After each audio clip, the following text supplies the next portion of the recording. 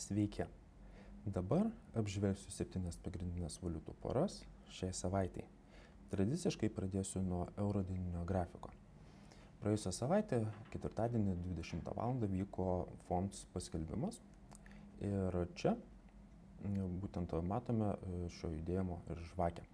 Jis sustojo ties praėjusią savaitę numatytų lygių, nuo kurio galėtų vykti atšokimas. Ir lygio vis dėlto nesustabdė, tolesnė žvakė pramušė jį, bet leido dar išeiti į nulius.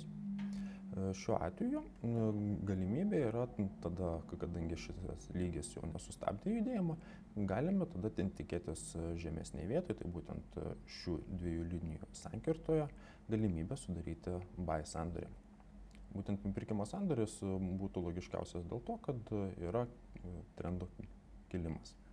Jeigu pasižiūrėti H4 grafiką, čia parodžiau tokius taškus, kurie, pavadinkime, yra artimiausia. Tai vienas iš jų yra čia. Nuo šio lygio irgi yra galimybė suprekiauti. Ganėtinai nedidelis stopas ir take profitas, irgi nepasakyčiau, kad labai gal didelis būtų, tai ties šią vietą arba čia jau reikėtų vis dėlto fiksuoti. Tai toks trumpalaikis pirkimo sandoris.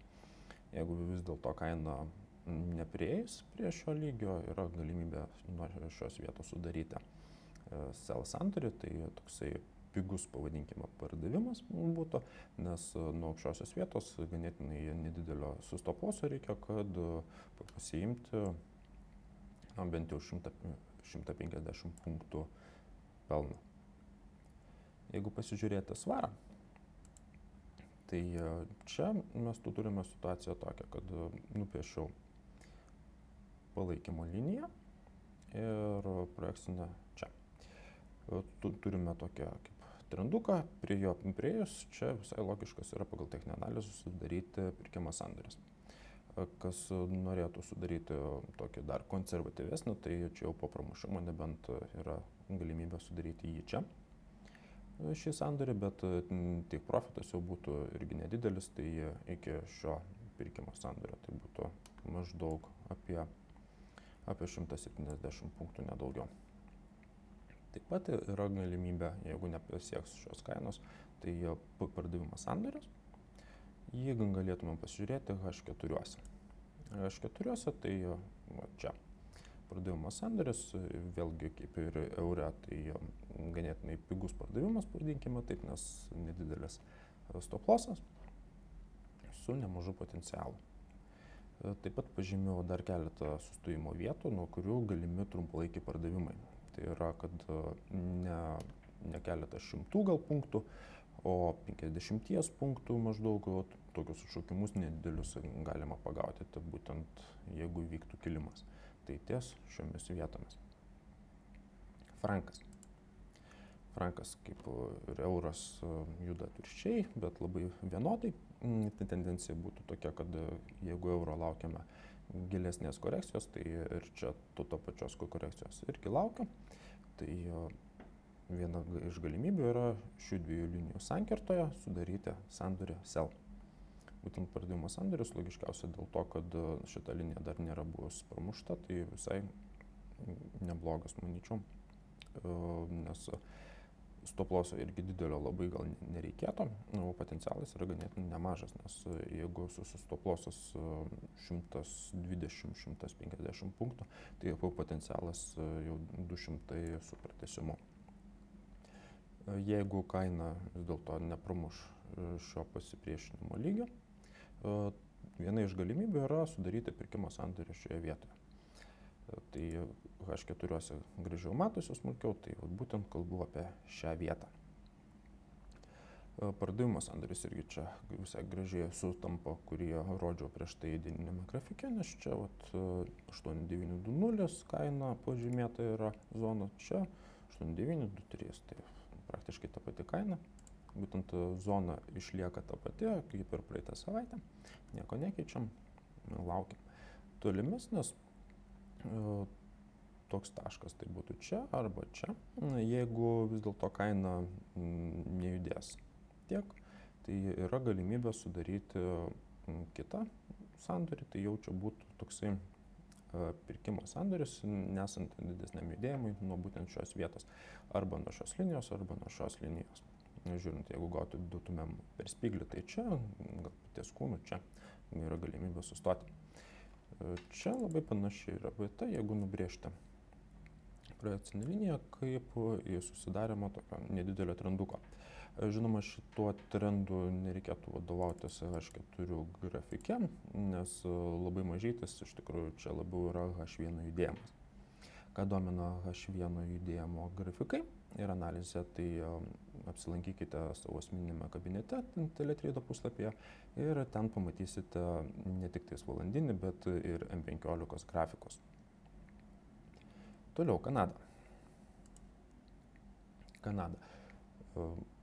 Būtent pats pramušimas figūros labai gražus įvyko iš tikrųjų, nes va čia įvykę pilni ciklai, o čia nebaigtas ciklas jau signalizavo apie galimybę, kad įvyks vis dėlto pramušimas.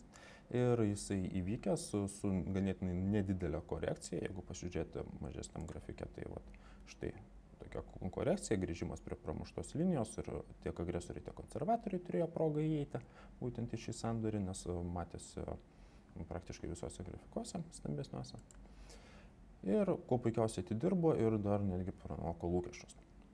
Toliau nubrėžiau, palikau tą pačią liniją ir čia nubrėžiau tokią projekcinę liniją. Tarytum susidarytų galimybė kaip trendui ir čia yra galimybė suprekiauti pirkimo sandorį, susidaryti, tai būtent nuo šios linijos arba nuo šios. Smulkesnės grafikas būtų H4, tai vat pažymėjau vat būtent šias vietas. Tai čia būtų toks agresyvesnis įėjimas, čia būtų konservatyvesnis įėjimas būtent ir leistumėm tokiam susidaryti trendui, jeigu tai suveiks. Jeigu įvyks pramušimas, tai ties grįžimu sudaryti pardavimo sandorį.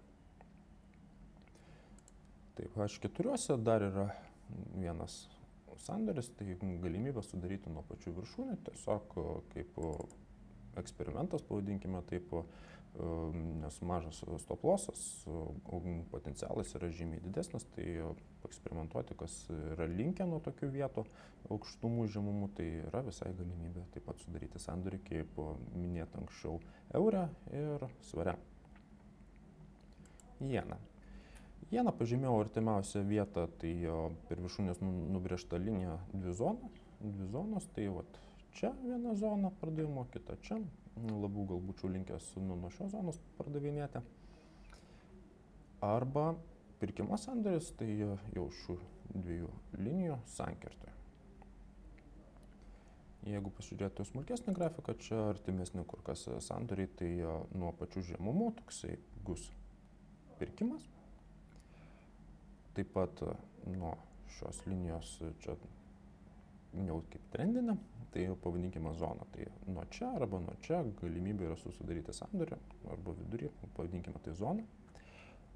Apibrėšiu atskirai. Šioje zonoje taip pat galimybė sudaryti sandorį, tokia kiek gal agresyvesnė, čia būtų konservatyvesnis. Taip pat pramušimo atveju būtent šios linijos yra galimybė sudaryti pirkimo sandorį, tai pramuša, grįžta, perkam. Fiksuojam pelną maždaug šioje zonoje ir tada galime įeiti į pardavimo sandorį. Australas. Australas labai nenoriai keliauja į viršų, atidirbinėti savo figūros kaip ir nežada, nes jeigu nubrėžti per šią liniją, tai ją vis pramušinėja, nelabai ir beklauso jos, dėl to ją nutryniau. Taip pat nubrėžta aiškiai matoma trendinė linija jau yra pramušta. Čia buvo atšokimas, čia melagingas, o čia jau tikrasis pramušimas vyksta. Ir tokiu atveju vienas iš tokių sustojimo taškų galimas būtent čia. Ir nuo čia galima sudaryti pardavimo sandorį. Jeigu pasižiūrėti trumpalaikius tokius sandorius, tai būtų vienas iš trumpalaikių pardavimų būtent nuo šios linijos. Taip pat pirkimo sandoris nuo šios linijos arba nuo šios linijos. Tai čia būtų toks konservatyvesnis, čia agresyvesnis. Ir įėjus čia galima fiksuoti ties šią liniją sandorį, arba jau galima laukti netgi iki šios linijos prieimo, jau kur kas vėliau fiksuoti. Toliau Zelandas. Zelandas kol kas atidirbinėja nuo 23 lygio, ką praėjusią savaitę ir aptariam. Kas neįėjo šį sandorį, tai galimybė dar išlieka nuo 38 irgi suprekiauti. Kaip vienas iš tokių variantų, bet ne nuo 38 visai, labiau būčiau linkęs nuo šio spyglio, nes Zelandas mėgsta pasitikrinti prieš tai buvusius spyglius. Visai čia gražiai va čia ir čia punktas į punktą praktiškai susivaikščiojo kaina.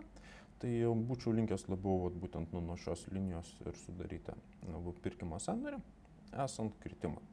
Bet kol kas tai tendencija sako, kad galima laukti pilnai atidirbimo Fibonacci lygio nuo 23.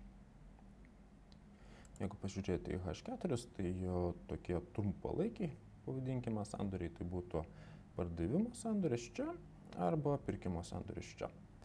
Kitas sandoris čia būtų maždaug jau 38 lygio, toksai kaip vienas iš variantų, tai ką dieniniam čia matome, taip pat panaši vieta būtų jau čia. Jeigu pasižiūrėti į naujienas, tai ši savaitė ganėtinai rami. Ir čia mes matome, pavyzdžiui, antradienis.